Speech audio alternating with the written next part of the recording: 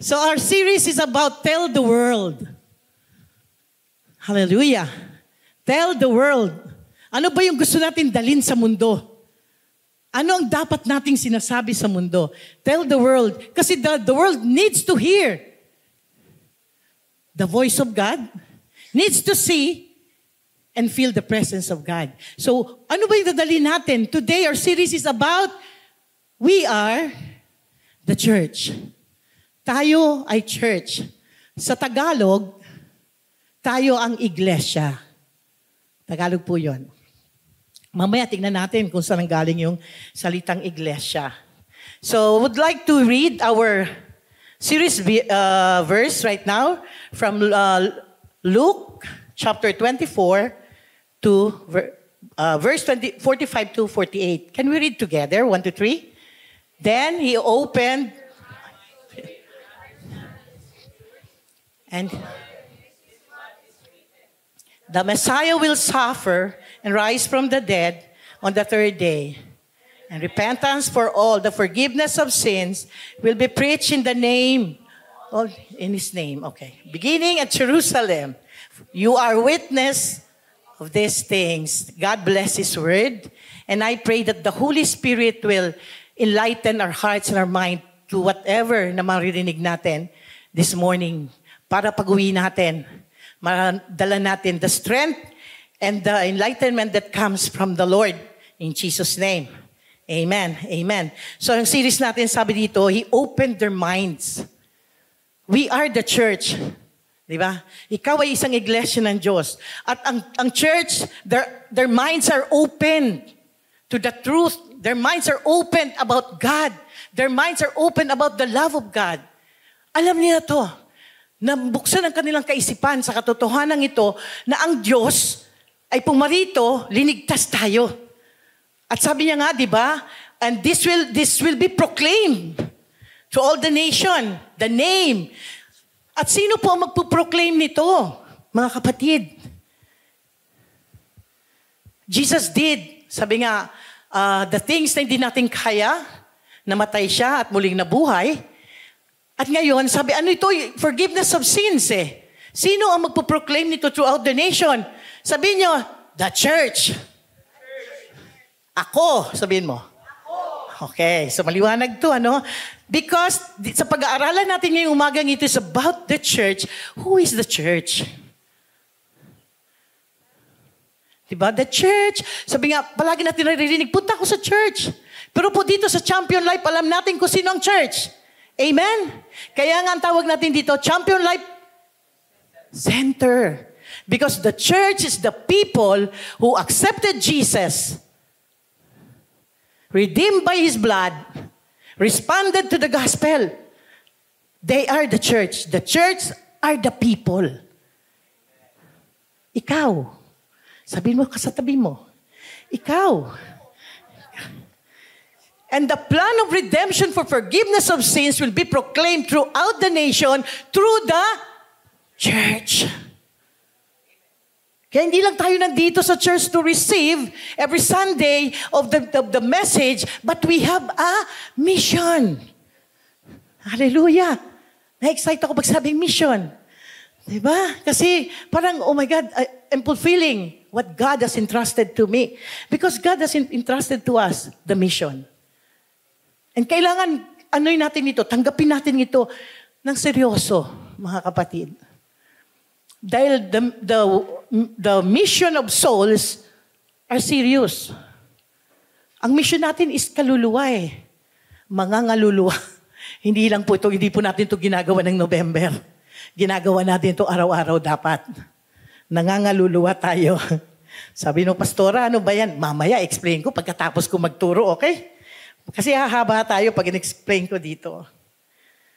So the church is the people that belongs to Jesus. Hindi sila po yung building. Ang church po ay hindi din organization, hindi institution.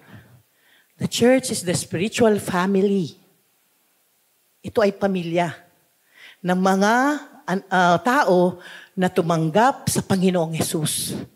Pamilya ito na ang ating Ama ay iisa, ang Ama natin sa langit. At ang tagapagligtas natin ay si Jesus.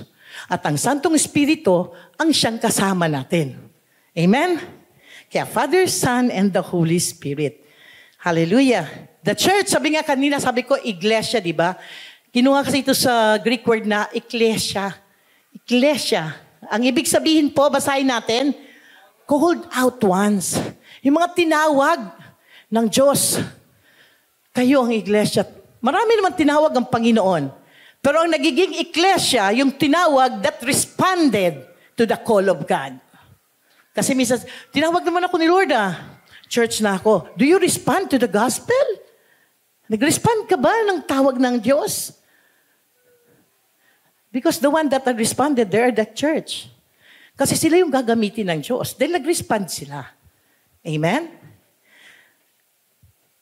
The church is the body of Christ. Colossians 1. Verse 18, sabi dito, Christ is also the head of the church, which is His body. He is the beginning, supreme over all who rise from the dead, and so is first in everything. Si Kristo ang ulo. Tayo ang katawan ni Kristo. So dahil siya ang ulo, dapat siya yung nasusunod ng katawan. Tama ba ako? Science. Mahina ako dito. Science, diba? Sino ba yung nagko-command? Sabi na, oy, gutom ka na. Hindi naman tiyan mo. Diba? Comes from the brain, from the head. And Jesus as the head, may command siya. Meron siyang inuutos sa katawan niya. Ang problema minsan yung katawan, pinapapunta sa kanan, papunta sa kaliwa. Nakakita na ba kaya? I mean, imagine mo, isang katawan, iba ang ginagawa ng kaliwa sa kanan. Possible ba yon? Ako nga, hirap ako yung ganun. Ano yon? Yung pabaliktad-baliktad, hindi ko po magawa yon. Okay? Pero may nakakagawa noon. Yung mga inaral talaga nila. Sabi, psychology, chuchu. Di ba? Pero ako, hindi ko po kayang gawin yon. Yung bumabalik-baliktad, ganyan, di ba? Siguro hindi ko talaga gift. Pero they are these people. Pero yung magkaiba ng ginagawa, ang kanan at kaliwa mo, parang ang hirap nun. Nagigitara yung kaliwa mo, kumakain yung kanan. Parang ang hirap, no? So, we are the body and we had the head, Jesus, na siya nagkukommand sa atin. Kaya, brace yourself, body of Christ. We are the church. Amen? Jesus called us out of darkness, called out once, mula sa kadiliman, tayo ilinipat sa kaliwanagan ng Panginoon. Ito nga sabi ko, they are the one that responds. Kaya nasa liwanag sila kasi nung tinawag sila ng Panginoon, nagano sila, tumalima. Wow, ha? Okay, tumalima sila. And then sabi nga, because tumalima ka, now you have the mission to tell the world. Ano sasabihin mo as a church? Kasi po ngayon nakakalungkot, ang word na church sa world, sa mundo, naging komplikado na. Alam nila, building. Yung iba naman, ayaw marinig ang word na church kasi they were hurt and broken inside the church of the people na inaasahan nila that will help and enlighten them. Ito ang nakasakit sa kanila. Kaya pag sinabi, halika punta, ayoko dyan pumunta.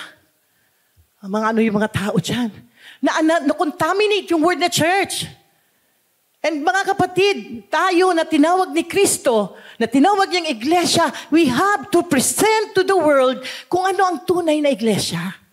Dapat sa church, makikita ng mundo is the safest place. Dapat ito yung lugar na kung saan they can come, rest, relax, and free. The church should be the place where acceptance. May acceptance tayo kahit sinong pumasok. We practice forgiveness, generosity, loving everyone. That is the church should be. Hindi tayo judgmental church. Wala tayong karapatan maghusga. Pero po, mamaya ibabalance natin ito. Di ba? The church should demonstrate grace, mercy. Ito po kasi ang nawala. Kaya pag sinabi mo, magsimba ako sa linggo, pagpunta simbahan, enough na yun. Pagdating sa simbahan, nagsa-cellphone. Tapos, after 45 minutes, umuwi na, uy, nagsimba ako ha. Diba? Kasi hindi sila interested. Pero pag alam mo na ang church na pinupuntahan mo is where the presence of God is, ibibigay mo ang buong attention mo sa Kanya. Because He is God. At nandito ka para sambahin siya. And only the church of Christ, redeemed by His blood, responded to the call, will do that, mga kapatid. Kaya nga hindi enough na nasa loob ka. Kahit paanong church yan. Kahit pa sabihin natin born again gatherings. Palagi ka na sa gatherings. Pero ang puso mo ay hindi naayos. Ano ka lang, taga-upo ka lang. Walang mangyayari. God always changes and transforms His people. Kasi nga, for the plan na meron siya para sa atin. Amen? So God has a plan. And you are part of the plan. Ang sabi ng kaninang binasa natin, the forgiveness of sins will be proclaimed throughout the nation. Ikaw yun. Ang gagamitin ng Diyos. Kailangan ng church nagka-translate at nag-demonstrate ng character ng Panginoon. Kasi nga, hindi na yan makita sa mundo. Kaya yung mga hindi pa nakakakilala sa Lord, pag in-invite mo sila, punta tayong church, dalawang isip sila eh. Kasi iba yung nila, understanding nila. Iba yung nila. Kaya napakahalaga mga kapatid na hindi lang tayo sa salita nakikita bilang church. Because the world longs for God. Alam mo mundo, naghahanap talaga ito ng Diyos, totoong Diyos, na magmamahal, maramdaman nila yung forgiveness, they are accepted, they experience the grace and the mercy of God. The world longs for that. And we are in the world. Why? To bring that to them. Para dali natin sa kanila yon. So we have a mission as a church. And this morning, ang ating key verse is from Mark 2, verse 13 to 17. Basahin natin ang sabay-sabay. Then Jesus went out to the lake shore again and taught the crowds that were coming to Him. As He walked along, He saw Levi, son of Alphaeus, sitting at his tax collector's booth. "Follow me and be my disciple," Jesus said. So Levi got up and followed Him. Later, Levi invited Jesus and His disciple to his home as dinner guests, along with many tax collectors and other disreputable sinners. There were many people of this kind among Jesus' followers. But when the teachers of the religious law, who were Pharisees, saw Him eating with tax collectors and other sinners, they asked His disciples, "Why does He eat with such scum?" When Jesus heard this, He told them, "Healthy people don't need a doctor. Sick people do."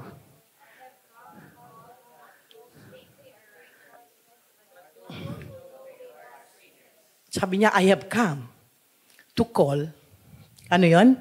Not the one who think they are righteous, but those who know they are sinners. Kasi marami talagang ng righteousness, di ba? Sabi ng Panginoon, hindi ako naparito para sa mga nagsasabing sila ay matuwid. Naparito ako sa mga taong alam nilang nagkasala sila, pero lumalapit sila sa akin. Doon ako sa kanila. Kasi sabi nga, yung mga sinners, they were many. Sa follower ni Jesus, pag sinabi mo siguro, there were many of them, pag 1 to 10, siguro 8. O baka 10 pa, no? Yung followers niya talagang kinukonsider ng community na sinners. Sabi, scum, sabi ng mga Pharisees. Grabe, no? Grabe sila. Pag sinabi mo kasing scum, basura. Di ba? Walang kwenta. Parang ganon. Kaya ang ng Panginoon is, "No, I did not come." Doon sa nagsasabing matuwid kayo. So ano ba talaga ang dapat ng church? Ano dapat nakikita ang church ng mundo? Sabi ng Panginoon, hindi ako naparito para sa mga matuwid, na nagsasabing matuwid, pero naparito ako para sa sinners. So I would like to give you the first point this morning, mga kapatid.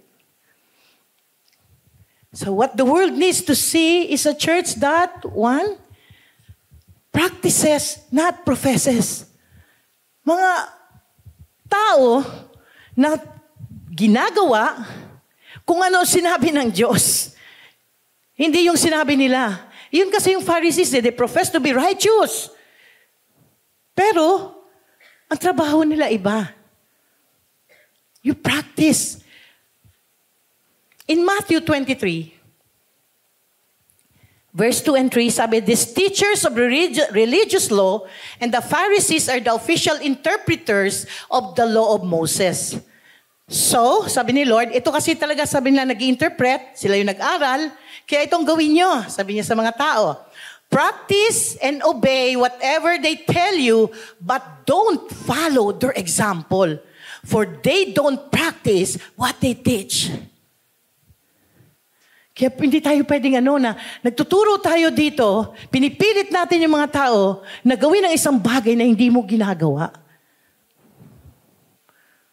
Di ba? Gusto natin, well, ito, parang common scenario, yung magulang, mag-Sunday school ka ngayon, pero hindi naman siya pumupunta sa church. Di ba? Gusto lang niya yung mga anak mag-Sunday school. Well, that is good kung susunod yung anak. Kasi mapapabuti yung anak. Yun ang sabi ng Panginoon, di ba? Sundin nyo na lang kung ano sinasabi nila tungkol sa salita, pero huwag nyo silang gagayahin. Hindi nila ginagawa kung ano ang tinuturo nila. So as a Christian, as a church, dapat nakikita sa buhay natin kung ano ang sinasabi ng Diyos. Okay, the world, pagod na mundo na makinig minsan, ayaw na nga nila, pag nagbukas ka ng Bible, ayaw na nila eh. Pero alam mo yung mga kapatid, pag nakikita ang Biblia sa buhay mo, wala silang magagawa kundi basahin yan. Kasi ang tao, binabasa ang buhay ng tao. So when we practice what we are learning, the people will read that. When you can love the unlovable, you forgive. Diba? You accept. Minsan, hindi nakatanggap-tanggap, but you need to accept. Because that's who you are, should be, as church. Amen? Sabihin mo, Pastor, ang hirap naman ang pinapagawa mo. Hindi po ako nagsabi nito, si Lord. Okay? So we should be applying what we are learning. We are the body of Christ. Tandaan niyo po yun. We are the body of Christ. And the world need to hear the church, not only in words, but most especially in the way we live. 1 Peter 2:12, sabi dito, basahin natin ng malakasan ito, mga kapatid. 1, 2, 3. Be careful to live properly among your unbelieving. Then even if they accuse you, they will see your honorable behavior and they will give honor to God when He judges the world. Anong ng Lord? Anong salita? Anong warning? Be careful. Ingatan niyo kung paano kayong namumuhay. Most especially kung ang kapitbahay niyo ay unbelievers. Kasi ang unbelievers will always look. Naghahanap yan palagi ng butas para pulaan ka. Para sirain ka. Para kung may sirain ka man nila, ang makikita nila sa'yo is honorable behavior. And they will honor to God, and they will give honor to God when He judges the world. Actually, ito nangyari ito kay Daniel, di ba? If you know Daniel, si Daniel, hindi po itong Daniel na pamangkin ko. The book of Daniel, the Daniel in the Bible, naranasan niya yan. He was persecuted because of doing what is right. Yung nagpipray siya, umaga, tanghali, gabi. Kinaingitan siya kasi he is a man of wisdom. At favored siya ng king. So gusto siya siraan. Kaya kung ano-anong ginawa. Pero what happened? Diba? After that, kung gusto niyo pong malaman, basahin niyo sa Book of Daniel. Ano nyo yan? Assignment nyo yan. Okay? Para makita nyo, saan ba yung book? Ano ba nangyari kay Daniel? Hindi ko po tatapusin ng kwento para may excitement na binasa nyo. Pero at the end, even the king give glory to God. Sabi, they will give glory to God. You live careful. Careful tayo the way we talk, the way we behave kung mainitin ang ulo mo, naalala ko yung isang kaibigan ko na driver, yung tama ba? Yung isda. Di ba may isda nilalagay na sticker sa car? Na pag nasa gitna ng traffic, yung isda nagiging shark. Siya nagagalit. Galit na siya. so, dapat hindi tayo ganun, okay? In every season, in wherever you are, whatever you are, always practice what God has told us to do. Express. Sabi nga, translate natin yung character ng Diyos sa buhay natin. Ano ba yun? Love, be patient, self-control. Di ba yun? Minsan ito yung mga wala eh. Ang hirap pag self-control, pastor. Kasi talagang ginagalit niya na ako eh. So, ang self-control kasi is you really have to work on that. Kasi kung may self-control ka, nasa mabuting daan ka. Okay? Be careful. As a church, be careful means you will always reconsider your identity and others. Consider mo, sino ka ba? Lord, pag inaway ko ba ito? Actually, may testimony kami dito eh. Kasi yesterday po, we were invited na mga inpatient dialysis sa Laguna. In-invite kami ng head nurse nila. And maraming nurses nandoon. Tapos, nung nag-start na yung program, yung host, biglang sabi niya, "Uy, kilala kita." Sabi niya, akala namin si Gary, si friend pala. Sabi niya, kasi nakita kita. Parang nagkaroon ng problem sila doon sa tenant nila. May apartment kasi sila na may nagre-rent.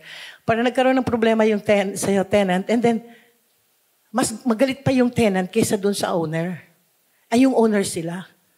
Diba? At itong host, nandun pala siya, na-witness niya yon. Nakita niya how they demonstrate yung pagiging kalmado, na sila yung nakikiusap. Diba, sa world kasi hindi. Teka, kung may-ari, i-barangay kita. Diba? Pero hindi. Kalmado and na-end nila yung usapan nila ng maayos. At yun ang sinabi ng host doon. Imagine mo, sabi ko, kung nag-demonstrate kayo ng ibang character, magtuturo tayo dito about God. Diba? Kaya be careful. Kasi hindi mo alam kung sino nakatingin sa'yo. Kailangan natin ito sa buhay natin, kung anong tinuturo ng Diyos sa atin bilang Kristiyano. Dahil tayo ang iglesia ng Diyos. We have to represent Christ.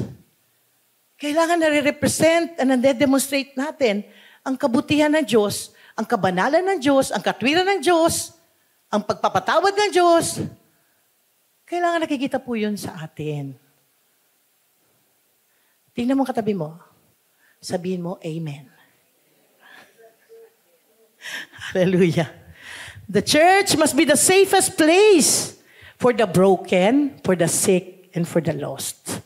Kaya sabi ni Lord, I have come not for those who profess they're righteous, but for those who are sick. Kaya kung may nakikita kayo, ay naku, sa ano yung nagtatrabaho, bakit nandyan niya sa church? It's okay. Bakit? Because she will encounter the Lord. At ang Diyos ang nagbabago sa atin. Di po natin kayang baguhin ang sarili natin. Yung po ang totoo, mga kapatid. Huwag tayong magmalaki, kaya kong magbago. That's a lie. Only God can change us. Because ang changes natin will be coming from the inside out. And we cannot change our inner man. It's only the Lord. So kung may struggle ka, something na, hirap na hirap ako talaga to. Na-overcome ito. O yung character na to. Surrender it to the Lord. Kasi ang Diyos naman nakikinig. At alam niya kung paano tayo tulungan. Okay? So as a church, we have to do what is the right thing. James 4:17. Remember, it is sin to know what you ought to do and then do not do it. Kasi isang kasalanan na alam mo ito ang tama pero hindi mo ginagawa. And that's biblical po. Kasi minsan tayo nagko-compromise tayo eh. Alam na natin na tama because we want to please someone else and we don't do it. Mali po yun. As church, okay? I'm speaking to the church should do. Kung ano ang alam mong tama, do it. Or else you will sin against God. Kasi reveal na sa'yo. So the church is a practicing and not professing people. Amen? Tingnan nyo na, practice nyo na yung patience nyo kasi mamaya 2:00 pa tayo matatapos. Nasa intro pa lang po ako. Okay. Kaya second point natin is the church should be a passionate for God. Mga taong may marubdob. Okay. Di ba? Ang lalim, no? Na pagmamahal sa Diyos at sa inuutos ng Diyos sa Kanya. Nothing can stop us from witnessing. Yung passion kasi yun eh. Alam mo yung passionate ka kumanta kahit wala ka sa tono. Hindi ka nahihiyang kumanta. Kasi gusto mo talagang kumanta. Yun ang gusto ko. Di ba? Example lang po yun. Parang wala namang passionate kumanta na wala sa tono. No? Lahat ng passionate kumanta, magagaling kumanta. Their heart burns with passion to share wherever they go. May sila eh, yung kahit saan mo sila dalhin, ang heart nila is to share Christ. Yan talaga yun. Kahit saan mo. Dalhin mo yan sa party, dalhin mo kung saan, they will share Christ. Yan yung heart nila. Nagbe-burn yung passion na yun sa heart nila. Kaya ba natin yun? Wherever you go? Can you share the gospel? Nothing can discourage them when it comes to the gospel. Wala. Pag ang salita ng Diyos ang pinag-usapan, bida siya. Sana ganun tayo, no?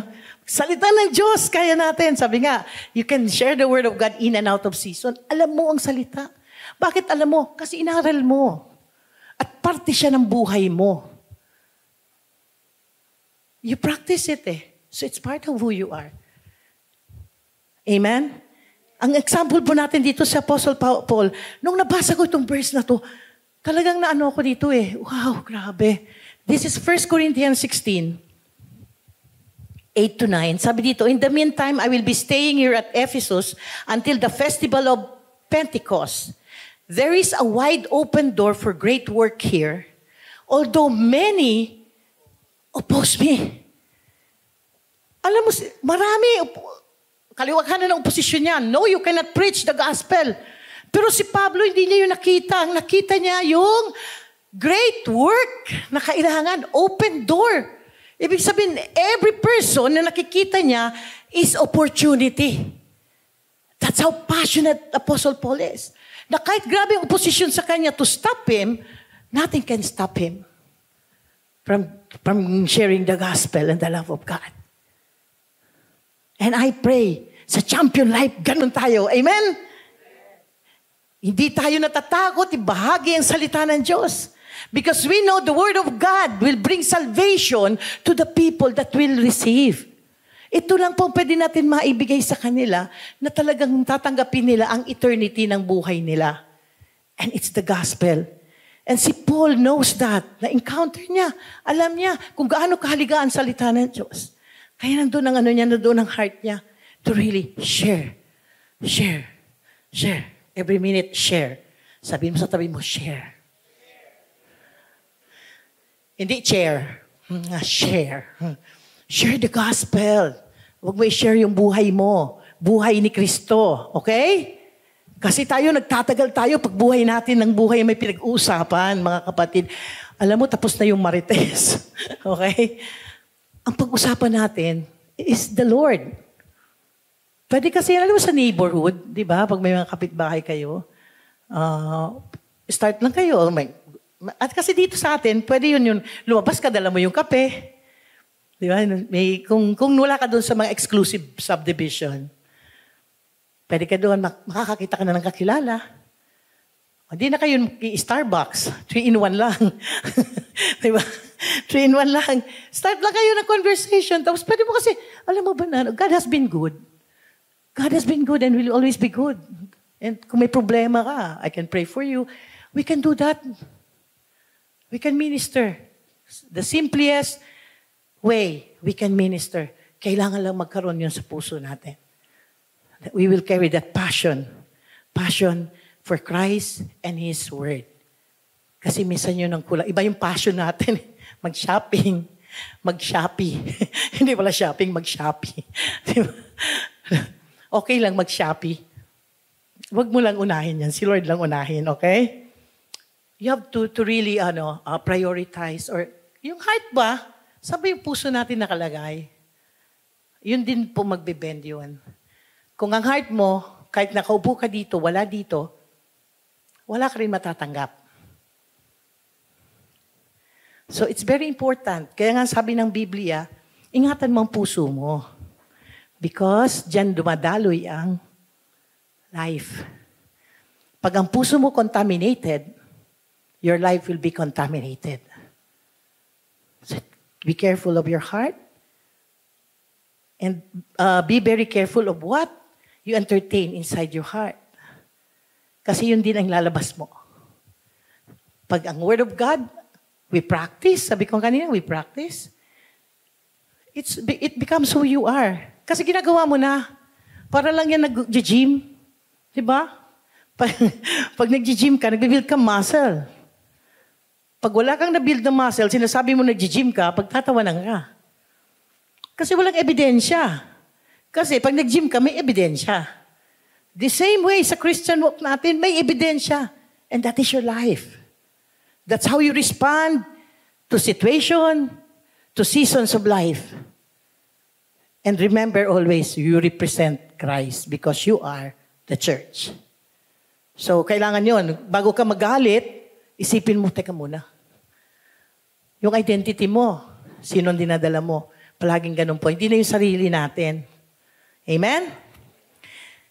Kaya si Paul, gustong-gusto ko ito, and ginawa ko rin po itong life verse, itong Acts 20:24. Sabi dito, but my life is worth nothing to me unless I use it for finishing the work assigned me by the Lord Jesus. The work of telling others the good news about the wonderful grace of God. Sa baliwala ang buhay ko kung hindi ko magagawa ito. Life verse ko rin po ito. Na until the end of my life, I will serve the Lord. Diba? Si Paul, ang niya, sabi, but my life is worth nothing. Baliwala ang buhay ko. Kung hindi ko matatapos ang trabahong ipinagkatiwala sa akin ng Panginoon. Ano ba yung trabaho? Telling others the good news about the wonderful grace of God. Actually, that is our work. Ipamangaral mo ang kabutihan ng Diyos. Hindi lang natin ito ipinapangaral, ito ipinapamuhay din natin. This is how passionate Paul. The church should have the same passion to share the gospel.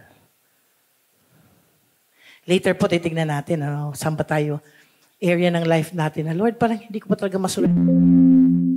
Siguro, natin? Kasi God is coming very soon. Jesus is coming very soon, mga kapatid. At ang inaasahan niya that is working with Him is the church. May ginagawa ba tayo? Are we reaching out to our family, to our friends, to our communities? Inaabot ba natin sila? Pinapahayag ba natin ang salita ng Diyos sa kanila? Ang biyaya ng Diyos sa kanila? Napahayag mo na ba sa kapatid mo na mahal siya ng Panginoon? That God has a plan for his life? Kung hindi pa, then it's about time. So we're running out of time. Jesus is coming very soon. Amen? So number 3 is the purpose-driven people. We practice, not profess. Pangalawa, we are passionate. Number 3, we're a purpose-driven people. Ibig sabihin, ang buhay mo, alam mo kung anong purpose ng buhay mo. At alam mo kung ano ang ipupursue mo. At alam mo kung ano ang dapat na hinahawakan mo. Okay? Sabi nga, aligning your choices, actions, and goal with a sense of meaning and personal mission. Identifying and pursuing what really matters to you. Ano mo yun eh. Naka-filter sa ano mo yan. Kaya nga si Paul, yung sa Acts 20, alam niya eh, kung anong purpose niya. Kaya nga sabi niya, baliwala din ang buhay ko kung hindi ko magagawa ang purpose ko. And church, the purpose of the church here in this world is to bring glory to God. Amen? Not to ourselves. Hindi dahil sa may na-accomplish ka. Marami kang nawin na soul, glory to God. Praise the Lord. The Lord will reward you, but the glory belongs to God. Amen? That is the purpose of the church dito. Ang bigyan ng kaluwalhatian ang Diyos. Sa John 17, verse 4, Sabi ng Panginoong Jesus, I brought glory to you here on earth by completing the work you gave me to do. Ang Panginoong Jesus ito nagsabi sa Ama, Ama, binibigay ko sa iyong glory sa pamamagitan ng, by completing the work you gave me to do. When we do the work to the end, it brings glory to God. Amen? Hindi kasi tayo pwede na, kaya nga yung counting the cost, sisimula ka lang, tapos pag medyo may discouragement, ayoko na. Ipasa na yan sa iba. No. Alam niyo, pag ang Diyos ang nagsabing gawin mo yan, kahit may discouragement yan, keep doing it. And when you finish that, it brings glory to God. Amen? And yun ang purpose natin. We give glory to God. Ano mission ng church? To tell the world about God. The love and reflect Christ in the way we live. The world need to see how the believers are transformed and how they value the new life they have in Christ. At hindi lang po love in Christ, but love for the fellow believers. Yun na nga we demonstrate, we translate. We translate the love of God. Tinatranslate natin by the way we live. Kung anong sinabi ng Diyos na dapat nakikita sa atin. At sa early church po, hallelujah, basahin natin. Acts chapter 2, verse 42 to 47. Itong ginawa ng mga early believers. Sabi, all the believers devoted themselves to the apostles' teaching and to fellowship and to sharing in meals, including the Lord's. Deep sense of awe came over them all, and the apostles performed many miraculous signs and wonders in one place and shared everything they had. They sold their property and possession, shared the money with those in need. They worshiped together at the temple each day, met in homes for the Lord's Supper, and shared their meals with great joy and generosity, all the while praising God and enjoying the goodwill of all the people. And each day the Lord added to their fellowship those who are, hallelujah, tingnan yung church, the early church, they are united. Nagkakaisa sila. They even sell properties to help the needs ng kapatiran. Hindi sila nag-iisip, di ba? Teka muna, akin to, bakit ko to share sa'yo? Di ba? They have one mind, nagkakaisa silang lahat. And the people around them sees this. Alam mo mga kapatid, pag ang church is doing the right thing, people na hindi pa nakakakilala sa Diyos, lalapit. Bakit? Meron tayo na wala sila. And they want that. Ano nakita dito? They saw love, unity, generosity. Ito nakita ng tao. Kaya nga, sabi, the Lord added to their fellowship those who were being saved. Bakit sila lalapit? May nakita silang ilaw. Nakita nila ang buhay ng mga nanampalataya sa Panginoon. At yun dapat po nakikita sa isang iglesia. Tell the world that we are the church. And in this church, we are a spiritual family. Spiritual family tayo. That's what I love sa Champion Life. Yung quadrant nila, di ba? Balance tayo. We teach people. We love people. Ano pa? We discipline. Mahalaga kasi yung discipline sa atin. Kasi tayo, pag hindi pa natin kilala ang Panginoon, in chaos ang buhay natin, walang order Pero pag nakilala mo ang Diyos, at ginawa mo siyang Diyos mo at Panginoon at tagapagligtas mo, He will bring order to your life. Aayusin niya ang buhay mo. At naaayos niya tayo through disciplines and correction. Kasi maraming dapat ayusin sa pag-iisip natin. Marami talaga, di ba? Before na makilala natin. And then, parang yung parang may talukbong ka. Nung nakilala mo ang Lord, natanggal yon, nakita mo. Parang isang kwarto, yung kwarto, pag walang ilaw, di mo makita na may mga dumi at may cobwebs. Pero the moment na titiraan mo ang light yan, nakikita mo na ngayon. Lalo na kung ang ilaw niyan ay napakaliwanag. Kahit alikabok makikita mo. Yan po ang ilaw ng Diyos sa buhay natin.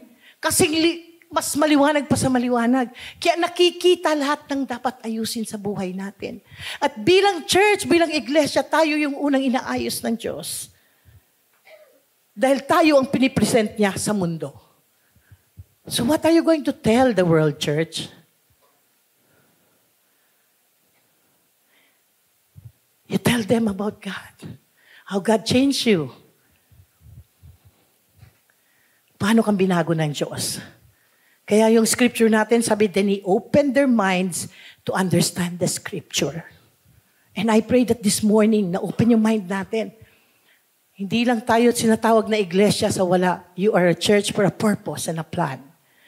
The purpose is to bring glory to God, and the plan is to bring to proclaim forgiveness of sins through repentance in Christ. Yun po yung plano. And that is your mission. Sabi mo sa katabi mo, that is your mission. Okay? Hindi siya, no, ha? Hindi siya. So, commissioned. We're commissioned to do that. As a church, mga kapatid, we carry that. As the body of Christ, we carry the heart of Jesus. And the heart of Jesus beats soul. Soul. Soul. Hindi po si Saul, kundi kaluluwa, kaluluwa, kaluluwa. You are the church, the body of Christ. You have the heart of Jesus that should beat soul, soul, soul. Marami pong broken soul sa world. Maraming lost soul sa world. And the world needs the church. Amen. Okay, let us demonstrate. Let us live the life of a real church. The church that has been cleansed by the blood of Jesus. The church that walks in the love, grace and mercy. Mga kapatid. Amen. Hallelujah. Katulad po na sinabi ko kanina, tingnan natin sa area ng life natin, Lord, I think ito yung kulang sa akin. And I want to be used by you. Gusto ba natin magamit ng Diyos? Sa full potential. Wow, full potential natin. Sino ang gusto magamit ng Panginoon dito? You're the church. Dapat hindi ko na kayo tinatanong. Alam nyo na dapat na kayo ay gagamitin ng Diyos to share the gospel, to represent Christ, to demonstrate the love of God. Amen? At kung ang area na to hindi natin nagagawa, kapatid, those who do not do what is right, they sin, sabi ng James. So let us just come before the Lord, and Lord, forgive us and help us na magawa namin ang mga bagay na to.